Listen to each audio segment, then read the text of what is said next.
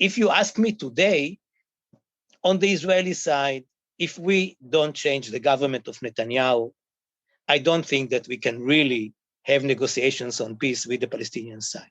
So the longer it goes on, Mr. Beilin, the more frustration on the Palestinian side and the less trust on the Israeli side. All you seem to do is to strengthen the far right, the extremists, and it makes peace even more difficult to even discuss. And this is why you need ideas, maybe new ideas, and you need the world to be involved.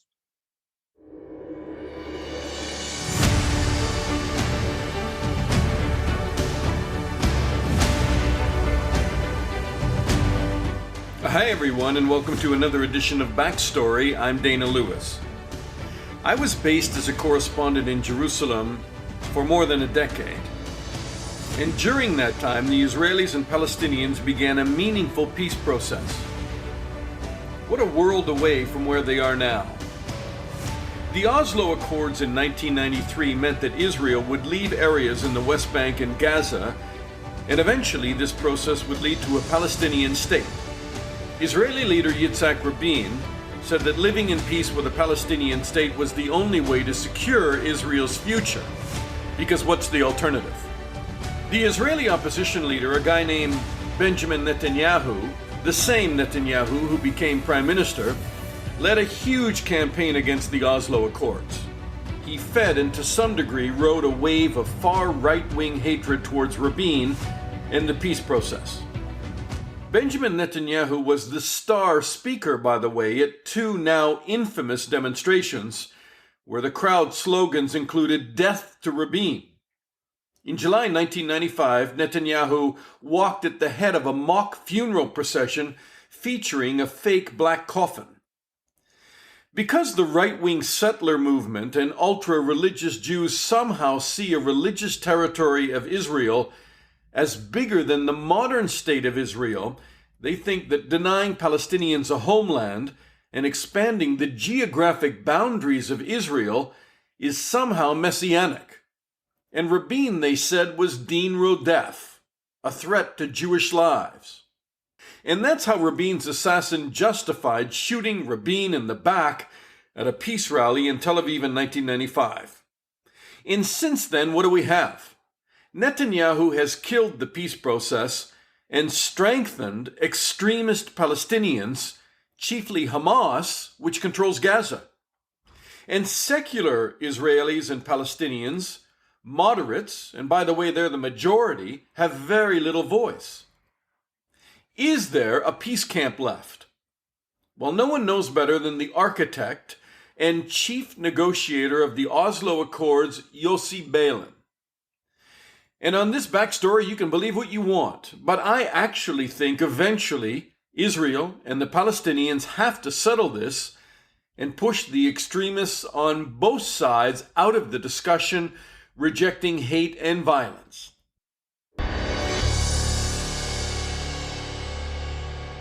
All right, joining me now from Tel Aviv is Yossi Beilin, a former government minister, a member of the Israeli Knesset, or parliament. He was one of the principal architects of the Oslo Peace Accords, and he joins me now. Hi, Mr. Beilin. Hi, thank you for having me. It's great to see you again, because I interviewed you many times in the 1990s when I was a correspondent based in Jerusalem with Canadian television, and you always had a very eloquent and I thought clear view of the road ahead in terms of being able to have a two-state solution with Palestinians. But first of all, let me ask you, we have had this horrendous couple of weeks with rocket attacks from Gaza and Israel's response and also violence on the Temple Mount. What is your assessment of what is happening now? Are we on a circle of violence that just continues to repeat itself, or is this a very different chapter? Well, it's hard to know. I hope that this is not the case, that it was an eruption of violence as a result of the tensions which are there, which have been there for years. From time to time, there is such an eruption, and then the world intervenes and say, hey, kids, in the kindergarten, stop it, why should you hit each other? And then they say, no, we have to hit a little bit more in order to achieve our targets. God knows what are the targets. And then they stop for a while. If there is no peace process, then things like that may continue.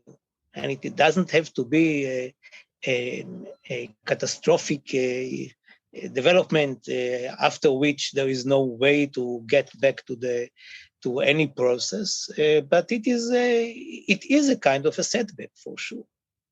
It is a kind of a setback. It seems to me that, look, there's been violence on Temple Mount before. There has been violence in Gaza. But every time it seems to progress. And it seems to, in my view, the violence seems to get worse. I mean, look at the 3,000 rockets and more this time. Can this just continue on? Because long-term, is it not a long-term threat to Israel's security that's just not going to go away and it's going to increase? Yeah, if you ask me whether it can go on, regretfully, the answer is not negative. It can go on, but why should it? I mean, this round is less lethal than the previous one, if you count the killed, the death toll on both sides. But this is not the case. I mean, what is happening is that we are having two Palestinian entities. One is in the West Bank and another is in Gaza. And the problem is that the entity of Hamas in Gaza is not demanding anything politically. They don't say, no, we want to have a government, or we want to have embassies in the world, or whatever. They don't want anything. They said, you Jews, get out. Which was, by the way, the view of the Palestinians 100 years ago. And they changed their mind during the years. Hamas didn't change its mind. And you don't know what to do with them. I mean, I don't know what to do with them. If I personally want to talk with them, with some of them, to know better what do they really want, what are their aims, they are not ready to talk to me. I'm their nemesis because I want peace. I want partition of the land. And then they, of course, are not ready for any partition because the land, the Holy Land, is a waqf. And they're not ready to partition the land with another people. So they believe that with violence, with terrorism, whatever, they will be able to push us out of the land. Of course, it is childish. But at the same time, Israel has its very far right, as the Palestinians do, and they want to push Palestinians out of the land. They want to take more settlements. No. Sorry? I'm not sure about that. It is true that you don't have now a partner in Israel. It is true that the leadership in Israel in the last years was not ready to partition the land. And this is the litmus test. All the time, this is the question. Are you ready to share the land or not? And once Israel was not against it, then of course Israel was not a partner. Once the Palestinians were against it, until 88 actually, they were not a real partner. In 88, the Palestinians changed their mind about it, and in 93, Israel changed its mind. That's what happened. But the Hamas came up and said to the other moderate Palestinians, what are you doing? You are desecrating our land, our holy land. And we will do whatever in order to prevent it from happening. And on the Israeli side, the far right, or not necessarily only the far right, was totally against the Oslo Agreement, was totally against partition, and did whatever it could in order to prevent it. This brought to a very, very tough confrontation. And if you ask me today, on the Israeli side, if we don't change the government of Netanyahu, I don't think that we can really have negotiations on peace with the Palestinian side. So the longer it goes on, Mr. Beilin, the more frustration on the Palestinian side, and the less trust on the Israeli side. All you seem to do is to strengthen the far right, the extremists, and it makes peace even more difficult to even discuss. And this is why you need ideas, maybe new ideas, and you need the world to be involved. And that happened in the past. I mean, if you ask me whether there was a bigger support in Israel for a Palestinian state 30 years ago, 27 years ago, the answer is no. And you remember it. Israel was totally against the Palestinian state. That changed in 93. And so I'm not giving up on the idea that things will change. And Netanyahu, as you see, is not very strong. I mean, his victory, so-called, is his ability to prevent another government and to drag a caretaker government for almost 3 years. This is what he's doing all the time. Do you still believe in a peace process? Do you still believe in a two-state solution? I don't have a better solution than a two-state solution. But if it is impossible, and if there is a government in Israel which is ready for partition, while the Palestinian side, whatever it is, whichever it is against it, then the only solution would be a unilateral withdrawal, like what we did in Gaza. It's bad.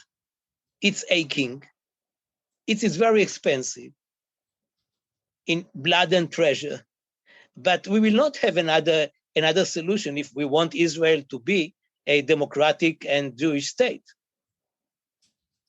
Why can you not go back to the peace table to begin negotiations with the PLO, which is more secular, more moderate, strengthen Abu Mazen's side in the West Bank, and again, go back to the deal that maybe Yasser Arafat wouldn't sign before, which is access to the holy site of Jerusalem, some discussion of right of return, a real Palestinian state in terms of geography. Why won't it work this time?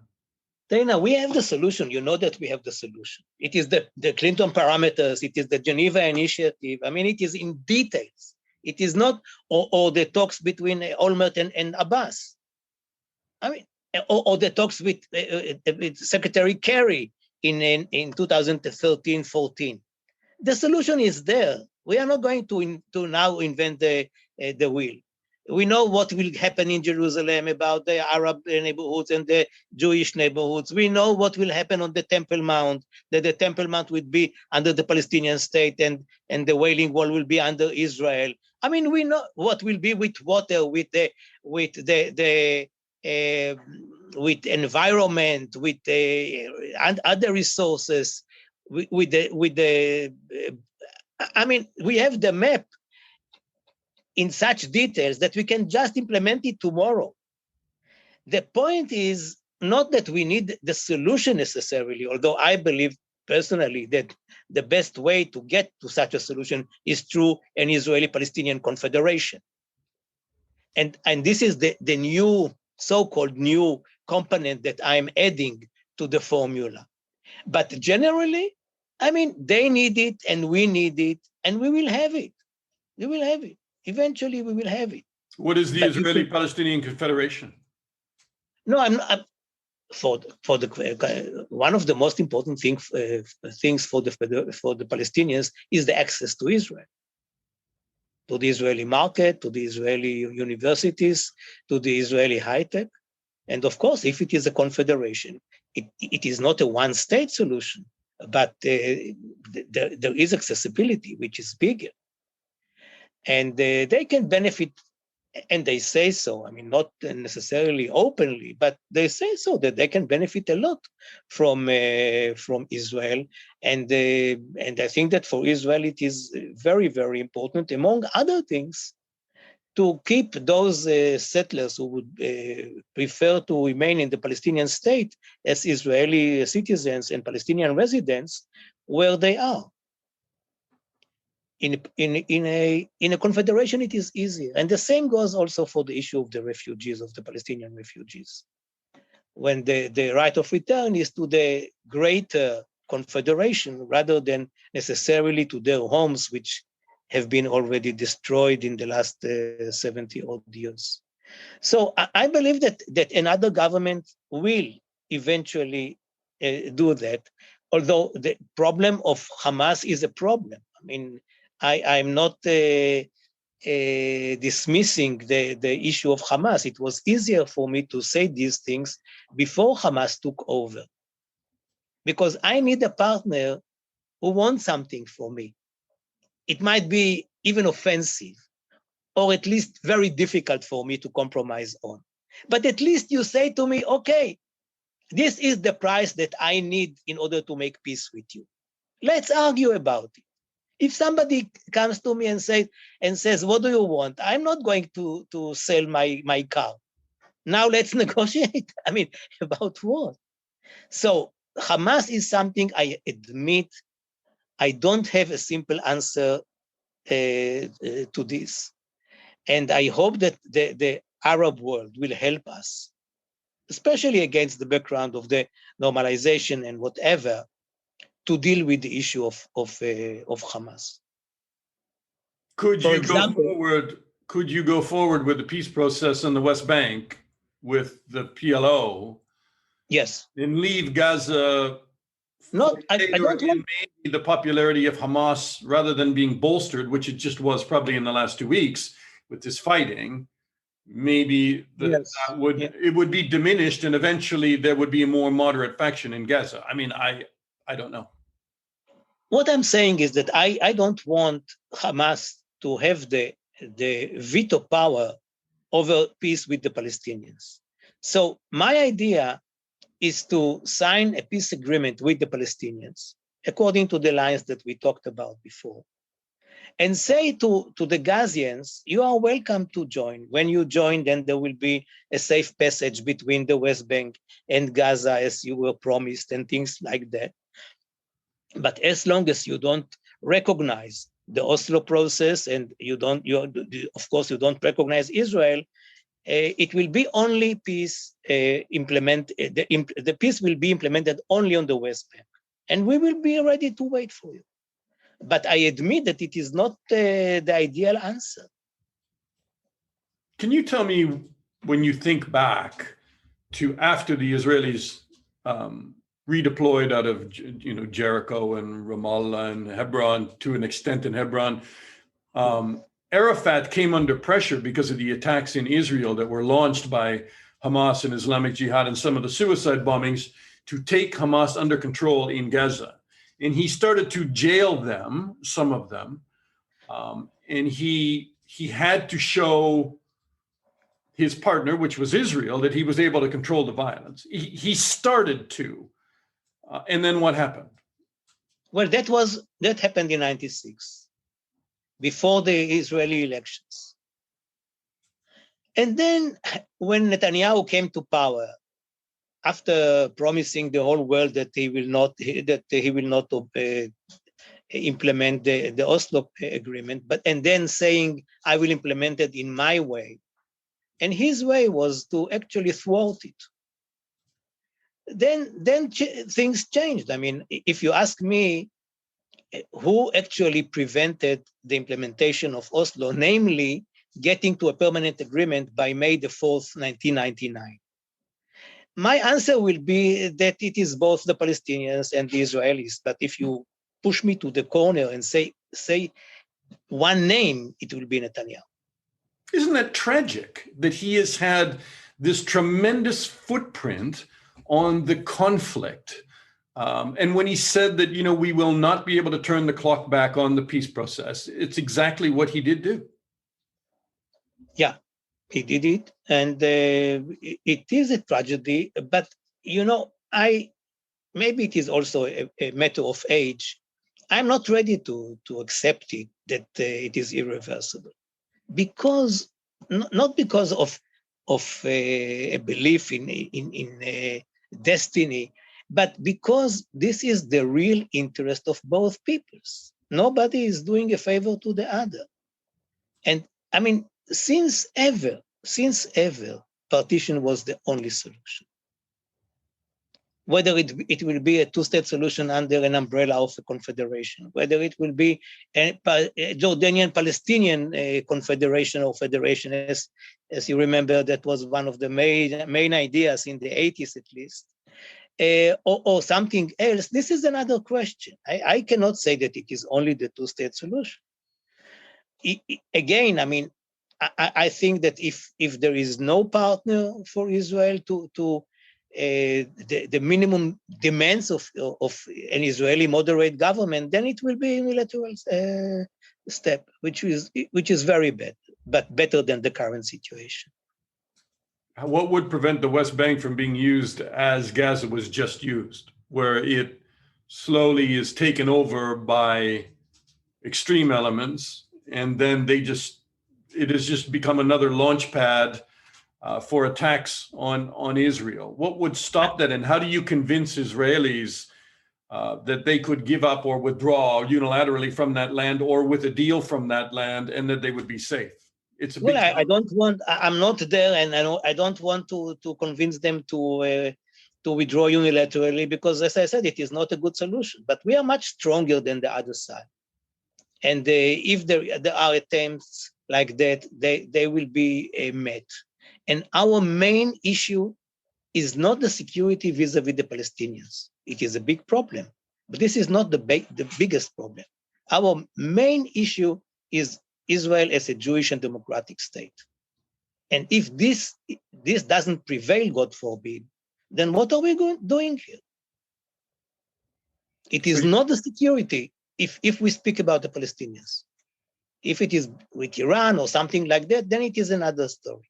But with the Palestinians, I mean, people on the right said, what happens if they shoot missiles on the airport? So they did it already. I mean, we can handle things. So when you talk about the big challenge being Israel being a democratic state, are you talking about the Arab Israelis? The Arab Israelis are part of Israel. I mean, yes, and they should be respected. But people are fighting right now, as you know. There is fighting in the streets between Jews and Arab Israelis. I mean, it's quite. Well, I hope that it is over. I'm not sure, but I hope that it is over. There were 2 nights like that, and that was frightening for sure. But you know, we understand that it is not, Israel is not a melting pot, even if we are deceiving ourselves from time to time. We are not. We are different groups here. And there are animosities with the ultra-religious people, with the Arabs, with the Sephardi Jews and the Ashkenazi Jews. And usually it is okay and quiet, and it is a very interesting country, and people are optimistic and whatever. And suddenly, because of whatever, you have an explosion. And then you say, how come my neighbors, we were in good relations, and suddenly they are shooting or beating or shouting against me or whatever? It's not the first time in human history. And the wisdom of the leadership is to say, okay, we know that there is a problem. We know that actually you can live together. Let us somehow stitch the patches and live together as we did in the past. It happened, in 2000 with the second Intifada, which was really awful, and for no reason. There was no reason for the Palestinians to launch an Intifada in 2000. We were in the midst of negotiations with them on the most difficult issues for both sides. And it did happen without a trigger, and created animosity among the Israeli Arabs and the Israeli Jews. and between us and the Palestinians and with the Arab world, and our neighbors called back their ambassadors, Egypt and Jordan and whatever. And then it came back to something much more normal. And we even had now the relations with the Gulf states. So it is, I cannot say that what happened between us Jewish Israelis and Arab Israelis is something that cannot be, that we cannot mend fences. We can mend fences, and we know how to do that. The big thing is whether and when we can really solve the problem. And our problem is not unique, and we know the solution. And what we need is strong leaderships on both sides. I believe that Abu Mazen, President Mahmoud Abbas, is committed to peace. But I also know that he is very weak. And that, I mean, if you are weak, then your wishes are not enough. And I know that on our side, Netanyahu is not ready anymore for the partition of the land, meaning that he's not ready for a two-state solution. So as we speak, it is very difficult, but I'm not going to give up, and I'm not sure whether it will not change in 2 weeks from now.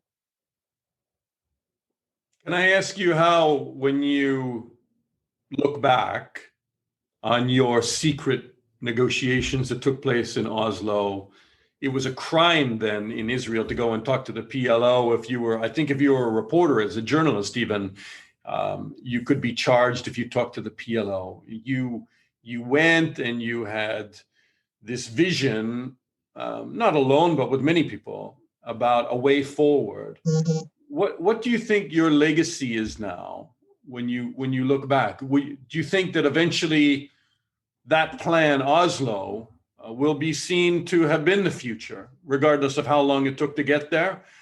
Or is it just a bruising chapter? First of all, I never broke the law. We began our talks on January the 20th, 93, while... Not you. I was just setting the scene. The people that I sent to Norway, they began it on the 20th of January, a day after we changed the law. And the one who brought the bill to the Knesset was me. So that it was not breaching the law to talk to the PLO. And had it not passed, because it was a very small majority, we wouldn't have begun the talks. So since it was my idea, I can tell you, it was very, very important for me not to be accused of breaching the law. And if you ask me, I mean, Oslo was a small step. It was actually, we were trying through Oslo to implement the Camp David idea of Begin and Sadat about an autonomy for 5 years, which was a bad idea, I mean, in my view. But we were committed to it. That was the Madrid conference basis. And when I suggested to Rabin to go immediately for a permanent agreement, he refused to it, because he thought that going in the footsteps of Begin will help him, which didn't. But this was his idea. And he said also that if we try a permanent agreement and fail, the Palestinians will not be ready later on to have with us even an interim agreement, since they will say, now that we know your permanent ideas, why should we go with you to a corridor which would lead to a solution that we cannot accept?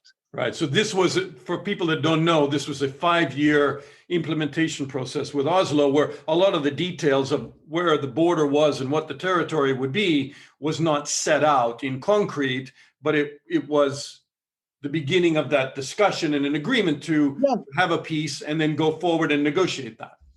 So what was the important thing? What made Oslo a kind of a milestone? There were two things. One was the mutual recognition of the two national movements, after so many years. We recognized each other, the PLO and the Zionist movement or Israel as a state. And the second one, that physically we enabled the Palestinians to come to the West Bank and to Gaza and to establish a kind of a proto-state or whatever you call it, to prepare for the entity, because we did not agree on a Palestinian state yet.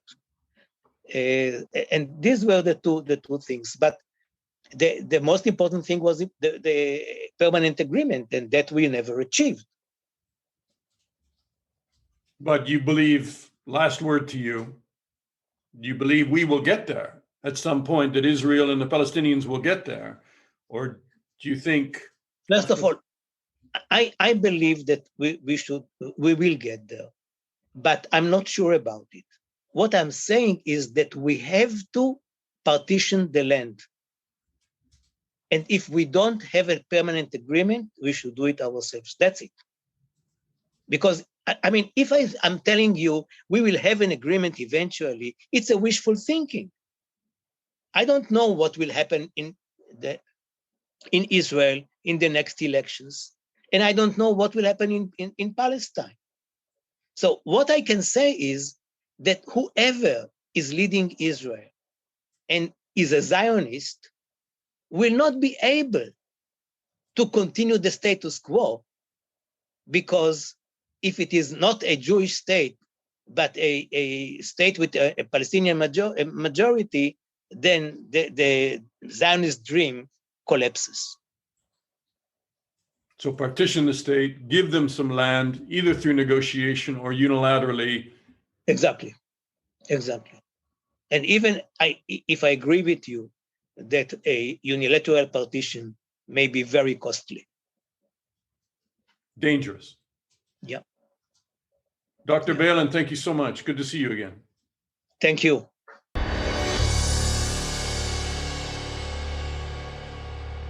All right, Anna Ahronheim is a military reporter for the Jerusalem Post. She received an MA in counterterrorism and homeland security. I mention that because I think it's incredibly impressive.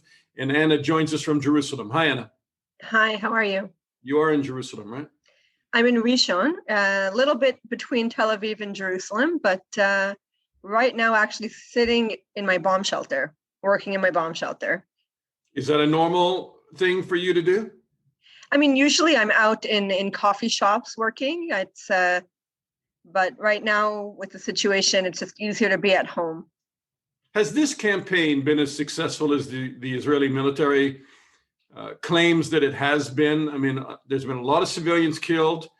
There's been international fury at Israel right now is off the charts. I don't know whether you see that inside Israel the way people see it outside of Israel. So there's a price to be paid for this military campaign and this conflict. But have they succeeded where they claim that they did in dismantling a lot of Hamas and the tunnels, et cetera? Well, I think if you want to compare it to previous conflicts, for example, in 2014, Operation Protective Edge, which lasted 50 days and saw thousands of Palestinians killed and hundreds of Israelis, civilians and soldiers being injured and killed as well. If you look now within the 10 days, Israel has been able to target and take out a lot of Hamas infrastructure, damage a good amount of their tunnels, if not destroy their tunnel system. Israel dubbed it the metro network. They say there were hundreds of kilometers of tunnels that were taken out by airstrikes. Looking at the casualty count, unfortunately, in every war, there will be casualties and there will be non-combatants, including women and children and the elderly, being killed. That's the nature of war, no matter how you look at it and how precise you want to be with your munitions. But if you look at the damage that was caused by Israel with their munitions, you have to say, well, the casualty count is relatively low. There's over 200 Palestinians that were killed, the majority of them being men. Yes, there are unfortunately 63 children that have been killed, over 37 women. And those are numbers which, you can't hide and you can't say, well, that's nothing. No, that's something. That's a disaster. That's unfortunately unacceptable. But like I said before, it's war. But I do think that Israel has succeeded. You're saying it's unacceptable. Yeah. I'm not going to take you to task on it one way or the other, but the military would say it's acceptable because they feel that, of course, those are acceptable people that got caught in the crossfire in what was a unnecessary military campaign. But I guess when you talk about acceptability, you have to say, okay, short-term goal is to dismantle tunnels and kill Hamas leaders. But that's not their short-term goal. Destroying their tunnel network is actually a long-term goal of theirs for in a future conflict. They won't have to go in and maneuver to destroy their tunnels. That's what the military is saying, that this is not a short-term goal. My question is, how was this a massive failure in Israeli intelligence? I doubt it. So they must have known that they were there. They must have known that they were building them. They must have known that Hamas was slowly gaining capability. Why did they let it go so long? I mean, that's definitely a question to be asked. It wasn't a failure per se of military intelligence to let this go on. What I think is a failure was them saying, well, we knew Hamas was going to attack Jerusalem, and we let the tensions grow and the flames grow even higher, and then they fired the rockets, which led us into this conflict. I think what Israel has, and this is what they've said in many briefings, is that we took the calculated risk for them to build these tunnel systems, knowing that we had the plans and the intelligence to pretty much X-ray the Gazan underground and know where exactly to hit, how to hit. We had the munitions prepared and ready where to hit. So I think, it doesn't take 2 seconds to gather this intelligence and to really map out the plans of your targets. It also doesn't take 2 seconds to strike a target. It takes, hours. But I do think that there are many issues in terms of the Israeli military and their targets. Do you think that they knew Hamas had the ability to fire those volleys of rockets as quickly as they could? And in the numbers, they did over 3,000 rockets? Over 4,000 rockets now. Over 4 now. And probably by the end of the day, 4.5, who knows? Military officials have said they were surprised at the intensity of barrages towards Ashkelon. And Ashkelon sits right on the border, and a good amount of people, I think 25% of people, don't have access to bomb shelters. So they were very surprised at that. Were they surprised that they were launching towards Tel Aviv? No. They know that they have over 1,000 rockets which can hit Tel Aviv. They know they have the ability to send them in, large barrages of 100 rockets or more. Mm-hmm. This they know, and that's why they had the Iron Dome system set up in the Gush Dan area that's the center of Israel. They had them set up before this last round even broke out. Did Netanyahu do this? Fuel settlement expansion, back the court case for the settlement seizure in Jerusalem, jumped at the chance to go after Hamas, it seems, for political rescue? That's a question that many people are asking. I don't think that he took this opportunity to save his seat and to continue to be Prime Minister of Israel. The timing is suspicious. But I mean, he worked with Hamas to fire rockets on Jerusalem. That to me is a little bit far-fetched. I do think that he is taking this opportunity though, because let's be fair, okay? You fire rockets on the capital of a country, that country is going to respond. It's going to respond heavily, no matter which country that happens to. I do think overall, though, that it is a great coincidence that this is happening when Yair Lapid has only 2 weeks left in order to form a mandate.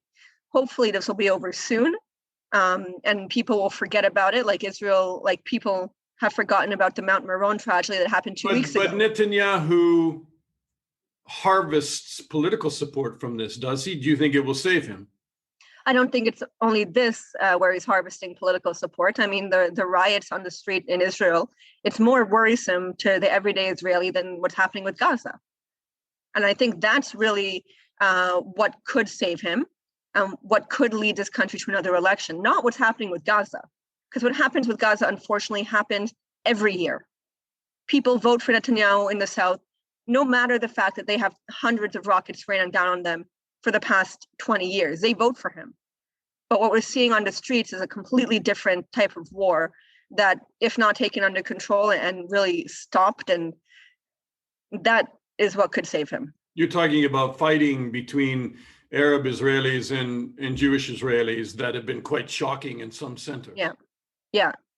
And we saw just the other day the first fatality of a man who actually spent his whole life trying to bring communities together, and he worked with at-risk youth, and he was lynched in Lod, and he died, and he was the first fatality. So why does Netanyahu continue to court the extreme?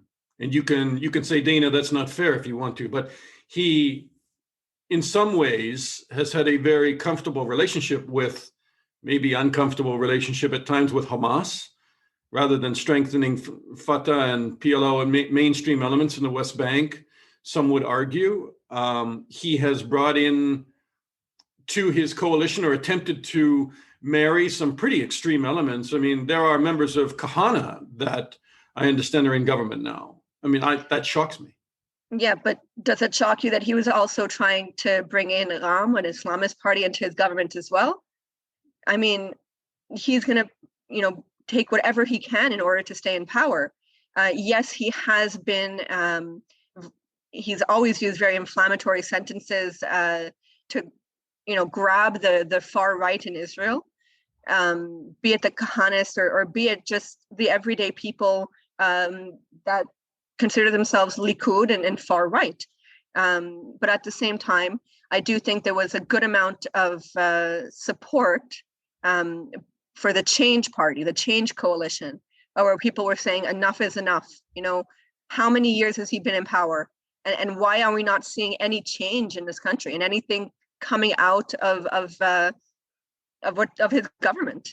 So does that lead us now, in the wake of, when the dust settles from this latest conflict, this latest round? And honestly, Anna, I'm not there, and I feel like I've covered it. I've covered the spark on Temple Mount before. I've covered the conflict in Gaza. I understand each time there are elements that are different, but there is so much that's the same. And every time it seems just to move radically further to the right. It doesn't seem to have a solution to it. And everybody says, okay, this should provide impetus for a new discussion about a peace process that everybody says doesn't exist, but needs to. Do you think coming out of this, there is reemergence, if not in Israel, certainly on the international side with American backing, of this two-state discussion again, and that the sides need to come to some kind of political discussion at the table to end the cycle of violence? Well, I think that it's not only the two sides. You have to bring in the three sides. Like you said before, the PLO, Fatah, and the West Bank, because that is completely separate from Gaza. And the elections that were canceled very likely would have seen Mahmoud Abbas and Fatah lose their rule over the West Bank, and Hamas would have very probably gained and gone into power. A lot of people, I mean, you and I know because we've covered the story, but a lot of people don't understand outside of Israel and the West Bank, and that Fatah is generally pretty secular and fairly liberal. And depends on when you look at Fatah, but compared to Hamas, yes. Yeah. But at the same time, they are the party. If you're going to choose to have a discussion in Western terms with a party, to sit down and say, what do you want, and be able to maybe come to terms with them, Fatah is your best bet compared to Hamas, which probably definitely who knows what they want except the destruction of Israel. Definitely. I mean, Hamas threw Fatah members off roofs when they, took power in 2007 in Gaza. I mean, you have pictures of awful pictures out of Gaza at that time, and Hamas unfortunately hasn't really changed since then. But I do think that you can't only look at Israel as being the main problem. You also have to look at Hamas. It takes two to tango, and right now pushing Fatah to the side right now, it takes two to tango. And right now, Israel is not ready to come to the table, just like Hamas is not really ready to come to the table Well, Israel either. may be willing to come to the table. Netanyahu's not willing to come to the table. Right. Right now, he's not ready to come to the table, but I'm talking overall. Mm-hmm. The two sides don't want to talk to each other, right? They have mediation with the US and Egypt and, in different rooms, but they're not going to sit at the same table together, neither party. And in order for a real change to happen, in order for really this cycle of violence, which we see on every single year, they have to sit down. They have to open the doors and say, okay, we're going to look you face to face. And maybe it doesn't have to be Hanea and Bibi, but just, representatives sitting down and looking at each other, because if you can't look at each other, how are you going to make an agreement and stop this violence?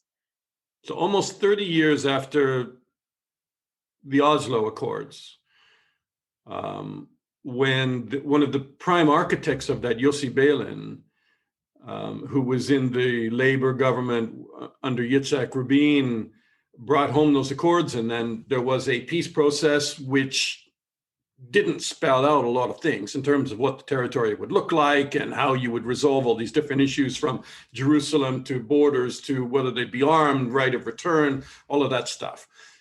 Beilin said to me in our interview, and I was really surprised, he said, no doubt there will be a Palestinian state that doesn't shock me so much, but he said, we will either come to it through peace negotiations or withdrawal. Just simple. Israel at some point is going to withdraw, which will be a mess and it will be very hard. But he said, inevitably, you can delay it another decade, but that's where this will end up. What do you think of that? What do you think most Israelis would say about that? Most Israelis would say, look at Gaza. We unilaterally withdrew of Gaza, and what happened? I think that's what the majority of Israelis would say.